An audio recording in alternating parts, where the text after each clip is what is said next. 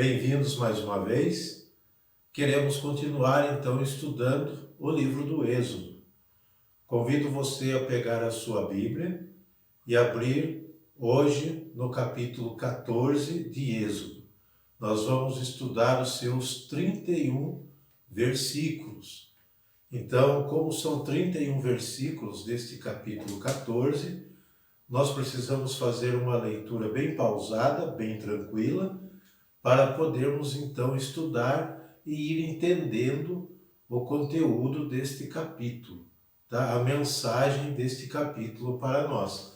Este capítulo vai tratar da tão conhecida por todos nós, que é a passagem do Mar Vermelho, né?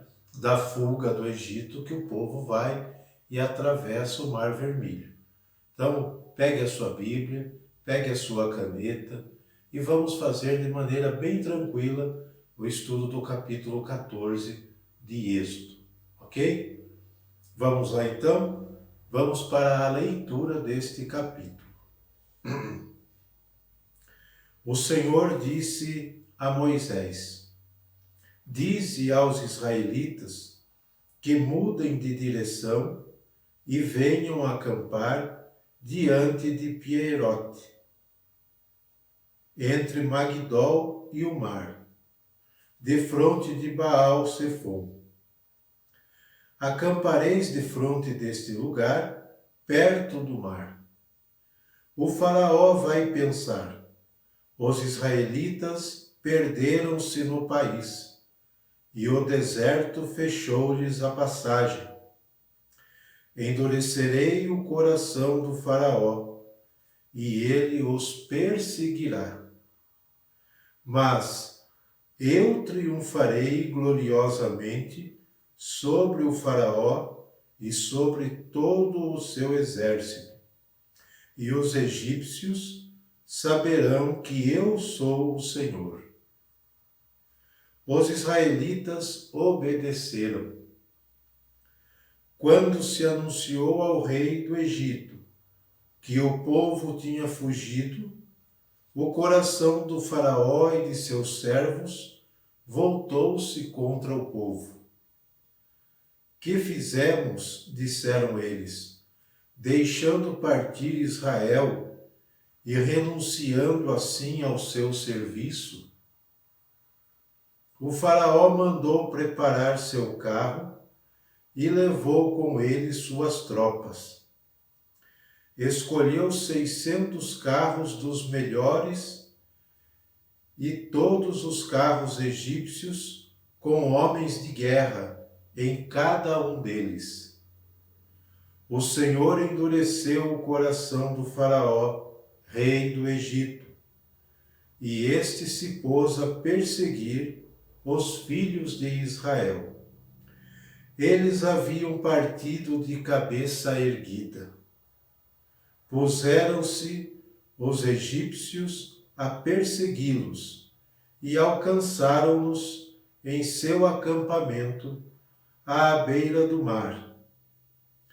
Todos os cavalos dos carros do faraó, seus cavaleiros e seu exército alcançaram-nos perto de Pierote, defronte de Baal-Sefom. Aproximando-se o faraó, os israelitas, ao levantarem os olhos, viram os egípcios que vinham ao seu encalço. Foram tomados de espanto e invocaram o Senhor, clamando em alta voz, e disseram a Moisés: não havia porventura túmulos no Egito, para que nos conduzisses a morrer no deserto? Por que nos fizeste isso, tirando-nos do Egito? Não te dizíamos no Egito: deixa-nos servir os egípcios? É melhor ser escravo dos egípcios do que morrer no deserto. Moisés respondeu ao povo: não temais, tende ânimo, e vereis a libertação que o Senhor vai operar hoje em vosso favor. Os egípcios que hoje vedes, não os tornarei ver jamais. O Senhor combaterá por vós, quanto a vós, nada tereis a fazer. O Senhor disse a Moisés: Por que clamas a mim? Dize aos filhos de Israel que se ponham a caminho. E tu, levanta a tua vara, estende a mão sobre o mar e fere-o, para que os israelitas possam atravessá-lo a pé enxuto. Vou endurecer o coração dos egípcios, para que se ponham ao teu encalço, e triunfarei gloriosamente sobre o faraó e sobre todo o seu exército, seus carros e seus cavaleiros. Os egípcios saberão que eu sou o Senhor, quando tiver alcançado esse glorioso triunfo sobre o faraó, seus carros e seus cavaleiros. O anjo de Deus, que marchava à frente do exército dos israelitas, mudou de lugar e passou para trás. A coluna de nuvem que os precedia pôs-se de trás deles, entre o acampamento dos egípcios e o de Israel. Era obscura e alumiava a noite. E não puderam aproximar-se um do outro durante a noite inteira. Moisés estendeu a mão sobre o mar. O Senhor fê-lo recuar, com um vento impetuoso vindo do Oriente, que soprou toda a noite. E pôs o mar a seco.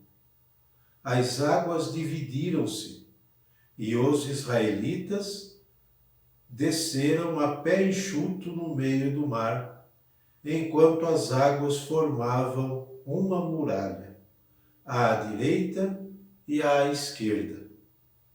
Os egípcios os perseguiram, todos os cavalos do faraó, seus carros e seus cavaleiros. Internaram-se após eles no leito do mar. À vigília da manhã, o Senhor do alto da coluna de fogo e da de nuvens olhou para o acampamento dos egípcios e semeou o pânico no meio deles. Embaraçou-lhes as rodas dos carros, de tal sorte que só dificilmente conseguiam avançar. Disseram então os egípcios: Fujamos diante de Israel, porque o Senhor combate por eles contra o Egito. O Senhor disse a Moisés: Estende tua mão sobre o mar, e as águas se voltarão sobre os egípcios, seus carros e seus cavaleiros. Moisés estendeu a mão sobre o mar, e este, ao romper da manhã, voltou ao seu nível habitual. Os egípcios que fugiam foram de encontro a ele, e o Senhor derribou os egípcios no meio do mar. As águas voltaram e cobriram os carros, os cavaleiros e todo o exército do faraó, que havia descido no mar ao encalço dos israelitas. Não ficou um sequer.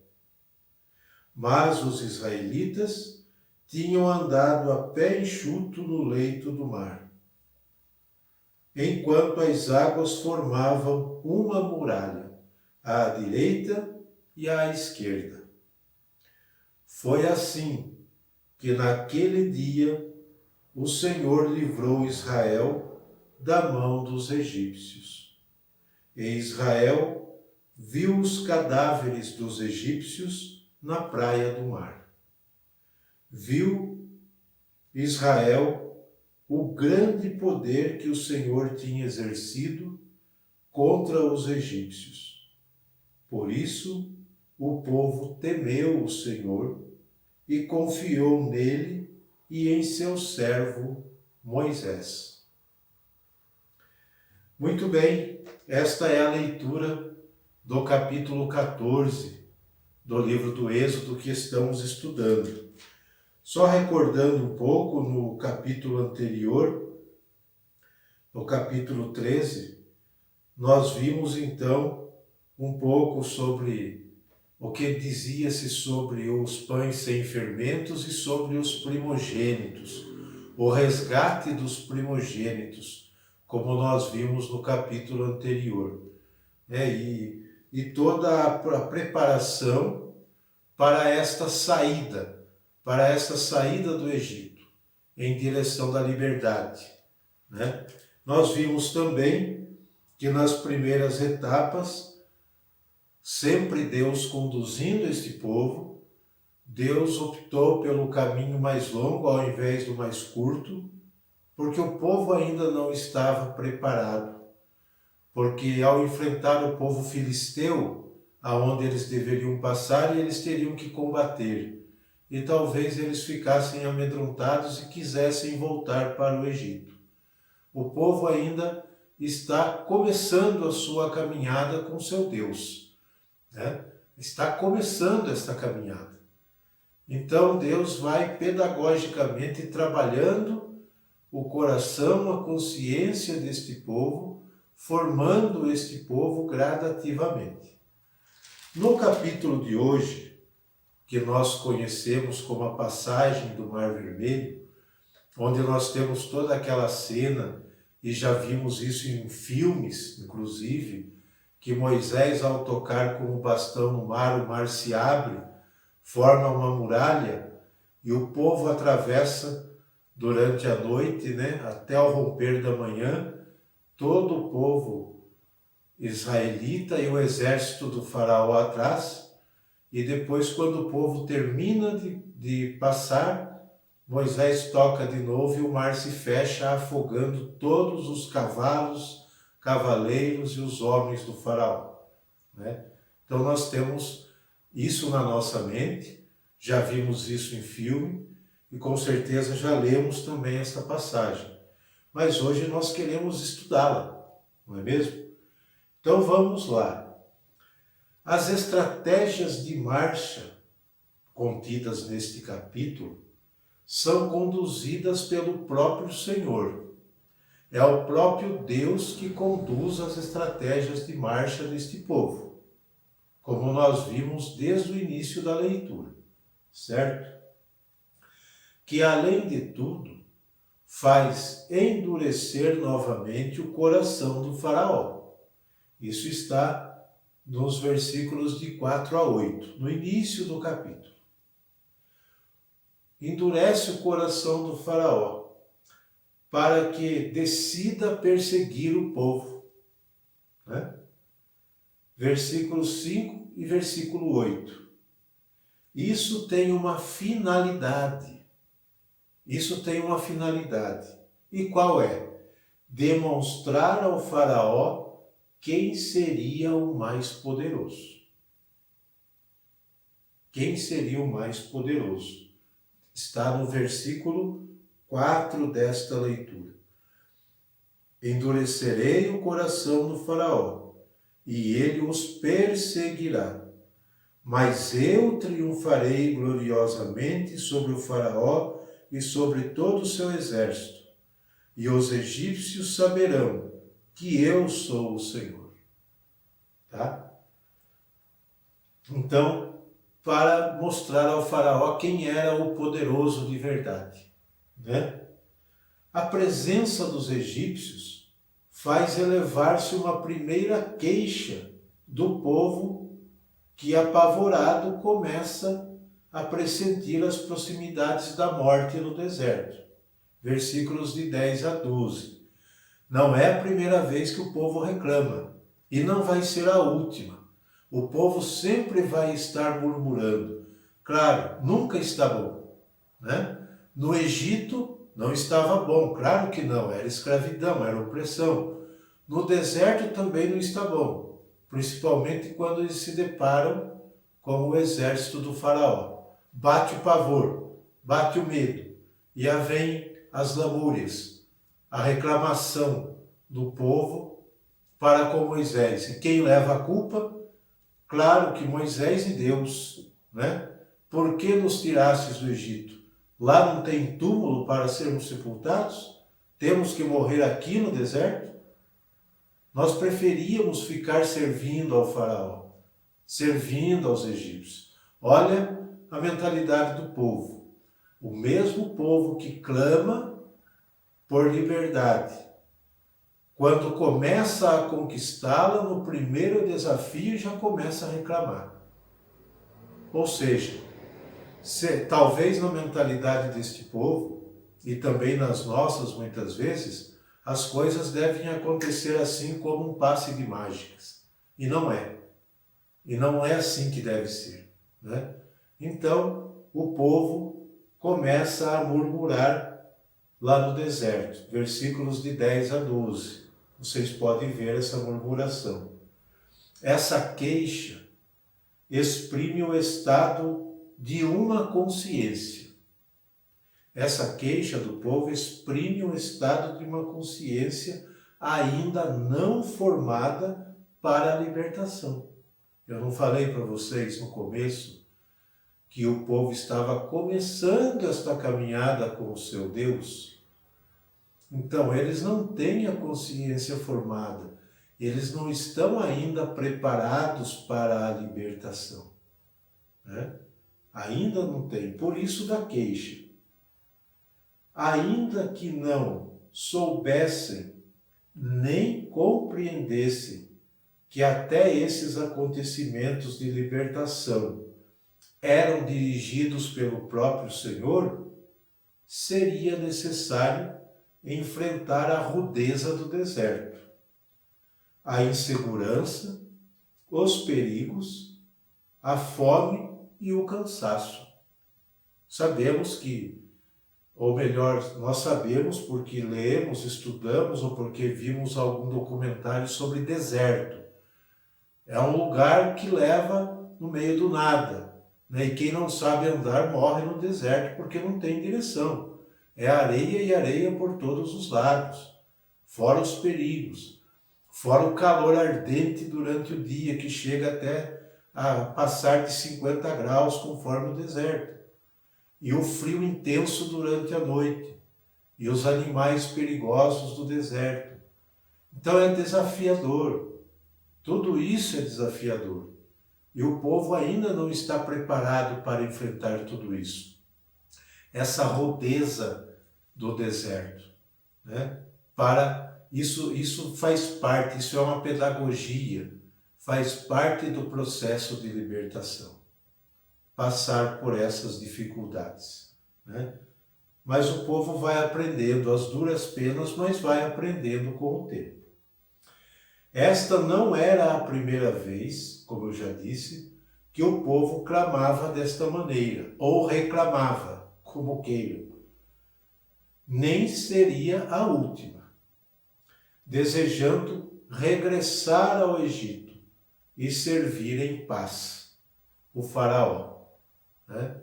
Às vezes, a pessoa que não quer lutar, ela se conforma com a situação que ela está vivendo, né? Se conforma porque ela não quer sair daquilo. Ela não quer dar um passo a mais, ela não quer enfrentar os desafios que o processo exige. Ela deseja algo melhor, mas ela não quer viver o processo. O povo de Israel é assim. Nós somos assim. O povo de Israel foi assim, né? E nós somos assim até hoje. É a nossa história escrita aqui neste capítulo 14, né? Queremos algo melhor, mas não temos coragem de dar o passo. E sabemos que quando começamos a dar o passo, Precisamos enfrentar as rudezas, as dificuldades, as consequências disso. E nem todo mundo quer. Então é preferível ficar naquela vida de sempre do que mudar e dar um passo a mais, né? Infelizmente é assim, até hoje. A resposta de Moisés é clara e contundente. Não temais. É a palavra de Moisés para o povo. Versículo 13. Não temais. Né? Frase esta que tantas vezes aparece na Bíblia, que é garantia de assistência e da presença de Deus. Né? Essa frase é uma garantia e uma assistência da presença de Deus. Deus está presente. Deus está ali com o seu povo. Deus está caminhando. Não temais. Diante da dificuldade, não temais. Diante do exército que se aproxima, não temais. É assim que Moisés conforta este povo, né? O argumento de Moisés para o povo superar o medo, é que não precisa combater contra o faraó e seu exército. É um argumento que Moisés usa para acalmar os ânimos do povo. Vocês não vão precisar fazer nada. Vocês não vão precisar combater contra o faraó, né? O próprio Senhor, o próprio Deus, combaterá por vós. Quanto a vós, nada tereis de fazer. Versículo 14. Né? Esse é o argumento que Moisés usa para acalmar o coração deste povo que está amedrontado. Versículos de 15 a 18. São a resposta de Deus ao pavor e aos temores do povo. Nós temos do 15 ao 18 a resposta de Deus ao clamor e aos temores do povo, confirmando a resposta que Moisés deu a seu lamentar, ao lamentar do povo. Deus confirma o que Moisés falou, né? Moisés garantiu que o próprio Senhor combateria. Nessa passagem, o Senhor anuncia que esse combate realizar-se-á por meio de Moisés. Moisés é o instrumento de Deus. É através de Moisés que Deus vai agir. É o servo escolhido, que deverá levantar o bastão e estender a mão sobre o mar, que está diante do povo. Exército de um lado, do outro o mar. Claro que o povo ia ficar assustado. Não tem saída.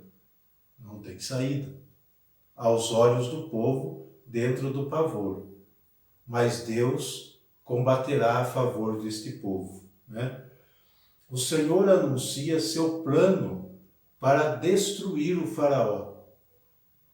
É como se tratasse de uma armadilha, de uma emboscada planejada para acabar com o faraó e o seu exército. Ok? A destruição do faraó pelas mãos do Senhor será um sinal de sua glória. É um sinal da glória de Deus. Ok? Isso está dentro do versículo 15 até o versículo 18. Dos versículos do 19 até o 31, que é o término do capítulo, descrevem a realização das palavras do Senhor. Sem intervenção anterior, sincretizam duas tradições teológico-literárias. Então nós temos um sincronismo, né, de duas tradições teológicos literárias da época, que redigiram, que escreveram o texto, que nós chamamos de javista e a sacerdotal. São mãos que redigiram este texto. Sincretizam duas tradições teológico-religiosas. teológico-literárias, perdão, tá? Ambas, essas duas fontes buscam ressaltar o fato de que a libertação do Egito é um evento realizado pelo próprio Senhor, pelo próprio Deus. Quem combateu foi Ele. Foi Ele quem destroçou o inimigo.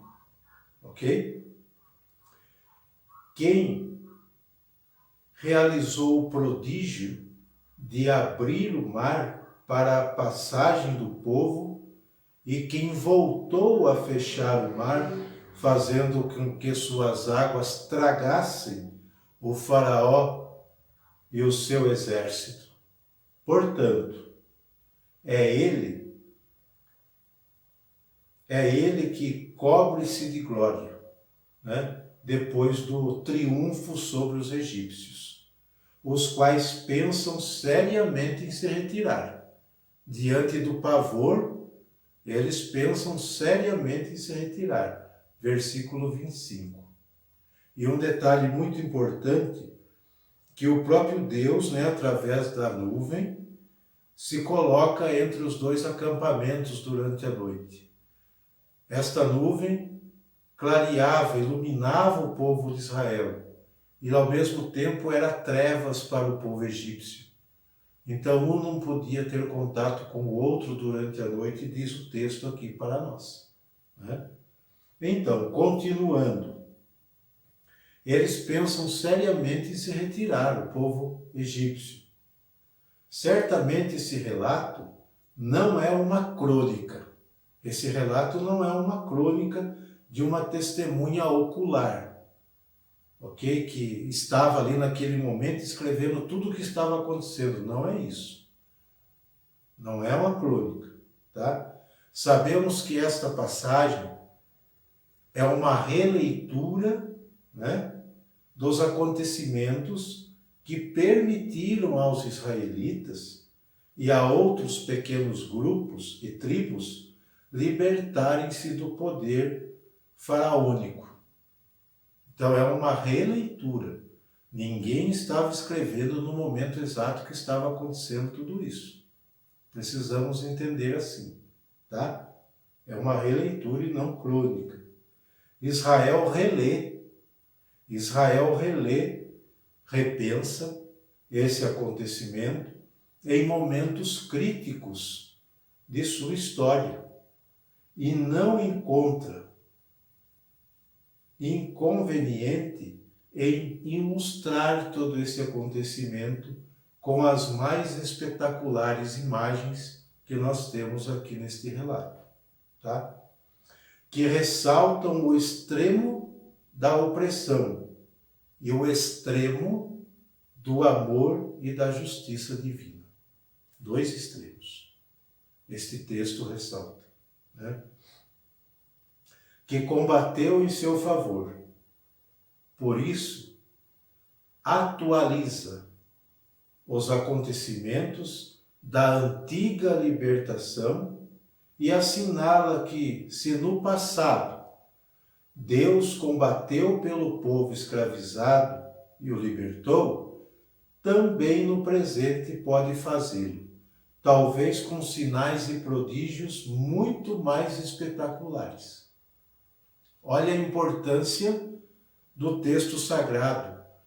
Ele nunca vai ser uma história contada lá do passado, mas ele deve ser lido nesta perspectiva, né? Ele deve ser trazido para o presente. É assim que o povo de Israel relê essa história, essa passagem, quando eles estão passando por um momento crítico de suas vidas novamente. Eles releem isso e chegam à conclusão: se Deus fez isso lá no passado, com certeza fará novamente e fará muito melhor hoje no presente. É assim que nós lemos os textos sagrados, sempre atualizando, ok? Sempre atualizando. Continuando aqui. atualiza os acontecimentos da antiga libertação e assinala que se no passado Deus combateu pelo povo escravizado e o libertou, também no presente pode fazê-lo, talvez com sinais e prodígios muito mais espetaculares. Releitura, tá? E não como um conto, como uma história narrada, ok? É muito significativo que essa batalha final contra o Egito aconteça precisamente no mar e que seja concluída com a cena na qual as águas marinhas engolem o faraó e seu exército. Né? É muito significativa essa passagem. Por quê? Para os israelitas, na mentalidade dos israelitas, o mar é símbolo de algo misterioso. O mar é um símbolo de algo misterioso. Nele habitam os monstros que atacam os que nele entram. É a mentalidade israelita, ok? Monstros que ainda não foram vencidos por ninguém. É assim que os israelitas veem o mar. Não obstante, aqui, nesta passagem, o mar se abre, não para engolir o povo, mas para permitir-lhes a passagem, e se fecha, engolindo o inimigo. O abrir-se e fechar-se acontece graças ao poder do Senhor, ao poder de Deus. De modo que o Senhor é o único que pode vencer os misteriosos e poderosos seres do mar. O Egito e o Faraó são as personificações do projeto de morte, como nós já falamos. São símbolos de morte, né? Projeto que deve desaparecer da face da terra. Todo e qualquer projeto de morte deve desaparecer da face da terra. Tá? Daí que a teologia e a religiosidade israelita tenham criado a cena e esse lugar para sepultar o faraó e sua opressão e repressão. O mar foi o lugar onde os israelitas encontraram teologicamente, né, uma linguagem teológica para sepultar o faraó e toda a sua opressão e projeto de morte. Tá?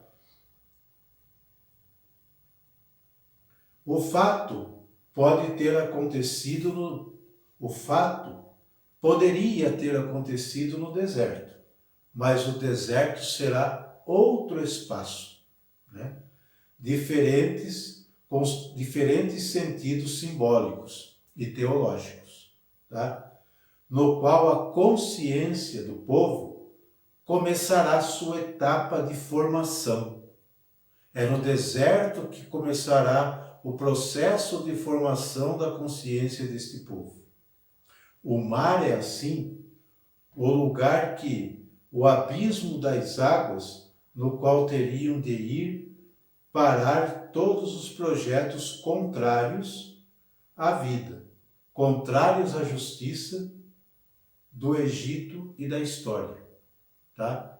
Então, o mar aqui é o símbolo, é assim, o lugar, o abismo das águas no qual teriam que ir todos os projetos contrários à justiça, como o Egito, né? Contrários à vida, tudo deveria ser sepultado no mar.